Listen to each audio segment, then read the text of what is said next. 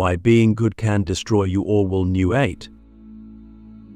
We grow up being told to be good.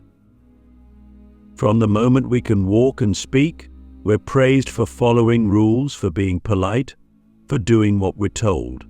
Good boy, good girl, good student. The word good becomes a kind of currency, a measure of our social value. And the more we internalize it, the more we start to believe that being good is the highest virtue. But what if that's a lie? What if being good, as we've been taught to understand it, is not a path to freedom or fulfillment, but a weapon used against us? What if the desire to be good is the very thing that makes us easy to control, easy to break, easy to destroy? Orwell knew it. His entire body of work was a warning not against evil, but against the manipulation of goodness. Because here's the trick: no one controls you by telling you to be evil. That wouldn't work. You'd resist it. You'd see through it. But if someone can convince you that obeying them is morally right, that aligning with their system makes you a good person, then you'll do almost anything. You'll betray your own thoughts. You'll silence your doubts. You'll even harm others so long as you can keep telling yourself that you're still good. That's how power wins, not by brute force, but by moral hijacking. Click subscribe to this channel to get more profound insights. Think about Orwell's 1984. It wasn't just a story about surveillance or totalitarianism. It was a story about psychological betrayal. Winston Smith, the protagonist, didn't just suffer physical torture. He was made to betray himself, to love Big Brother, to believe that 225. Why? Because the system didn't just want his obedience. It wanted his soul. It wanted him to believe that being good meant submission. That truth was cruelty and cruelty was compassion. That dissent was evil and compliance was virtue. Orwell was showing us something terrifying, that the greatest form of control is not when you're forced to agree, but when you're convinced to agree and you call it goodness. Now ask yourself, how often have you compromised your intuition in order to be good? How many times have you stayed silent in a conversation, not because you agreed, but because you didn't want to be seen as rude or difficult or negative? How many times have you followed a rule that felt wrong, participated in something you questioned, or nodded along with a belief you didn't hold just to keep your place in the group, your reputation intact, your image clean? Being good has become a performance, and most of us are excellent actors. But here's where it gets deeper. The reason this performance is so powerful is because it's tied to fear. Deep down, we're terrified of being rejected, of being cast out, of being labeled bad, toxic, controversial. And so we trade authenticity for acceptance. We trade our truth for belonging, and we call it virtue. But Orwell would tell you, this is the beginning of your destruction. Because once you start lying to yourself in the name of goodness, you lose your ability to see anything clearly. You become what Orwell called a double-thinker, someone who holds contradictory beliefs and feels no conflict. Someone who can betray their own memory, their own perception, their own integrity because they've been trained to believe that preserving the system is more important than preserving the self. Orwell didn't write 1984 as science fiction. He wrote it as a mirror. And if we're brave enough, we can look into that mirror and see ourselves, not just in the obvious villains, the tyrants, the authoritarians, but in the quiet, subtle compromises we make every day, in the way we censor our thoughts before we speak, in the way we judge others for stepping out of line, in the way we cling to moral superiority, not because it helps anyone, but because it makes us feel safe. So here's the dangerous question I want you to ask yourself tonight. In what ways has your desire to be good made you weak? Because that's what Orwell was really warning us about. Not just the loss of freedom, but the way we voluntarily give it up in exchange for the comfort of being seen as righteous. The way we become agents of our own oppression, not because we're evil, but because we're trying so hard to be good. When morality becomes a mask, the seductive power of social virtue. Let's go deeper. What happens when morality stops being a compass and starts becoming a costume?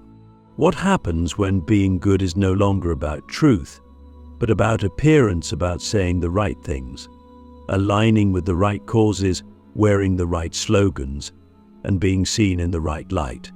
That's when morality becomes a mask. And the longer you wear it, the more you forget who you are underneath. Orwell understood this perfectly. He didn't just write about political control, he wrote about how human beings, driven by fear and ego, will reshape themselves to match the dominant narrative, even if it means abandoning reality itself. Because once morality becomes social currency, it stops being about truth and starts being about survival. And in a society where reputation is everything, where one wrong word can exile you, where silence can be interpreted as guilt, you learn to wear the mask at all times. You become a moral performer, an actor in a play where the script is written by the crowd. But here's what makes this so dangerous. When we perform morality for others, we often convince ourselves that we're doing it for the right reasons. We don't think we're lying, we think we're being virtuous. We think we're helping. We think we're part of the solution. And in some cases we might be. But slowly, without realizing it, we begin to prioritize perception over principle. We speak less from conviction and more from calculation. We stop asking, is this true? And start asking, will this make me look good? That's the moment morality becomes propaganda. This is not just happening in governments or media, it's happening in our daily lives. In our conversations, our social media posts, even our friendships, we curate ourselves to match the prevailing winds. We signal our virtue, not through action, but through alignment. We say, I'm one of the good ones, not through how we live, but through what we oppose. And strangely, this is incredibly seductive. There's a rush that comes with being on the right side. A sense of belonging. A sense of righteousness. But it's a counterfeit high. Because if your goodness is dependent on public approval, then it's not goodness at all. It's just conformity dressed in moral language. Orwell saw this in the slogans of the party: war is peace, freedom is slavery, ignorance is strength. These weren't just propaganda lines, they were examples of how language can be weaponized to twist virtue into vice. And it's happening now in more subtle ways. We say we care about empathy, but we cancel people without conversation. We say we value justice, but we celebrate when someone's life is ruined over a mistake. We say we want truth, but we punish any view that doesn't match the prevailing ideology. Is that goodness? Or is it power playing dress-up? Let me ask you something uncomfortable. Have you ever pretended to agree with something just to avoid backlash? Have you ever felt that tiny knot in your stomach, the one that tells you something's off, but you silenced it in the name of being a good person? That silence isn't neutral. It's a form of self-erasure. And the more you erase yourself, the easier it becomes to lose your ability to think clearly. The philosopher Kierkegaard once said that the crowd is untruth. That when you surrender your individuality to the collective, you stop being a person and start being a reflection. Orwell would agree. Because when morality becomes a public performance, it ceases to be about the soul. It becomes theater. And the tragedy is that most people don't even realize they're actors. But the most haunting part of all this is that the mask begins to fuse with your skin. You wear it so long, so convincingly, so publicly, that you forget it was ever a mask to begin with. And now, when truth knocks on your door, you don't recognize it, you fear it, you attack it. Because truth threatens your role. It threatens the identity you've built on being good in the eyes of others. So what's the alternative? Do we just abandon morality together?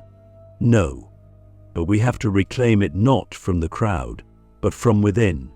Because true morality isn't loud, it's not viral, it's not about applause, it's quiet, it's lonely, it's often inconvenient, it might cost you everything, but it's real. Real virtue is not always visible. It's the person who tells the truth when it's dangerous. It's the friend who calls you out privately instead of shaming you publicly. It's the thinker who refuses to repeat lies, even if those lies come wrapped in the language of progress or compassion. That kind of goodness isn't glamorous, but it's the only kind that matters. So if you want to be good, truly good, don't ask what will get you approval. Ask what will help you stay honest. Ask what will help you see clearly. Ask what will allow you to sleep at night, even if the world misunderstands you. Because Orwell wasn't warning us about bad people. He was warning us about good people who've forgotten how to think for themselves. The dangerous comfort of righteousness, how virtue can become a prison. There's a strange kind of safety in being righteous. When you believe you're on the right side of history, when your beliefs are affirmed by the crowd, when your moral compass aligns with the dominant narrative, life feels simple. You don't have to question. You don't have to wrestle with complexity. You just have to stay in line. And that's exactly why righteousness can be so dangerous. Because it gives you the illusion of moral clarity while quietly robbing you of your ability to think, to doubt, to grow. Orwell understood that tyranny doesn't always come with guns and boots. Sometimes it comes wrapped in the language of justice, equity, and virtue. Sometimes the most powerful form of control is the kind that convinces you you're free. And nowhere is that control more seductive than in the feeling of righteousness. When you feel righteous, you're no longer in dialogue with the world, you're in judgment of it. You don't ask questions, you issue verdicts. You don't listen, you wait to speak. Because you've already decided, I'm right. They're wrong. End of story. But real life isn't that neat. Truth is rarely black and white. People are messy. Motives are tangled. Context matters. And when you're caught in the grip of righteousness, you lose the ability to see that. You simplify everything. You reduce people to labels. You divide the world into saints and sinners, allies and enemies, good people and bad people. And the more you do that, the more your morality becomes a prison, a rigid framework that keeps you safe from doubt, but also keeps you blind. Ask yourself, have you ever felt so sure of your position that you stopped listening entirely? Have you ever dismissed someone not because of what they said, but because of who you believe them to be? That's the comfort of righteousness. It protects your ego by shielding you from complexity. But in doing so, it also isolates you from reality. And here's the cruel irony. The more righteous you feel, the more likely you are to do harm in the name of good. History is filled with examples. Wars fought for peace. Oppression justified by morality. Censorship enacted in the name of protection. The moment we believe our cause is unquestionably just, we become capable of anything, and we still sleep at night. That's what Orwell showed us in 1984. Not that people are evil, but that people can be convinced to do evil if they believe it's in service of the greater good. This is where the true test of character comes in. It's easy to be moral when everyone agrees with you. It's easy to be brave when there's applause. But what happens when your conscience leads you away from the crowd? What happens when you have to stand alone, not because you want to be a rebel, but because your sense of truth demands it? That's when you find out whether your morality is real or just performance. And here's another question. What parts of yourself have you silenced to maintain your image of being good? Maybe it's anger. Maybe it's doubt. Maybe it's a wild, inconvenient voice inside you that keeps asking questions no one wants to hear. We've been taught to suppress those parts of ourselves. We're told they're dangerous. But maybe they're not dangerous, maybe they're honest. Maybe they're the only parts of us still alive. Look, I'm not saying throw away your values. I'm not saying abandon your principles or become apathetic. I'm saying be skeptical of the moments when you feel morally superior. Those are the moments when you're most vulnerable to illusion. Because when you're certain you're good, you stop checking in with yourself. You stop asking the hard questions. You stop growing. Orwell's warning was never about a specific ideology. It was about what happens when ideology becomes a substitute for thinking. When people stop engaging with reality and start repeating slogans. When morality becomes a shield we hide behind instead of a light we walk toward. When we stop being curious and start being certain. So if you really want to be good, let go of the need to be seen as good. Let go of the comfort of certainty. Be willing to doubt yourself. Be willing to listen to people you disagree with. Be willing to be wrong. Because that's not weakness, that's strength. That's what makes you human. And more than anything else, that's what makes you free. Freedom from the good trap, how to live with integrity in a world obsessed with appearances. So how do we escape this trap, the trap of being good at the cost of being real? The trap of moral performance, of righteousness without reflection, of obedience disguised as virtue? The answer isn't rebellion for the sake of rebellion. It's not cynicism or nihilism or some cold detachment from values. It's something much harder and much more powerful: integrity. And real integrity doesn't care what it looks like. It only cares what it is. Integrity means alignment. It means your thoughts, your words, and your actions are in harmony, not with external expectations, not with social trends, but with something deeper inside you, something ancient, something honest.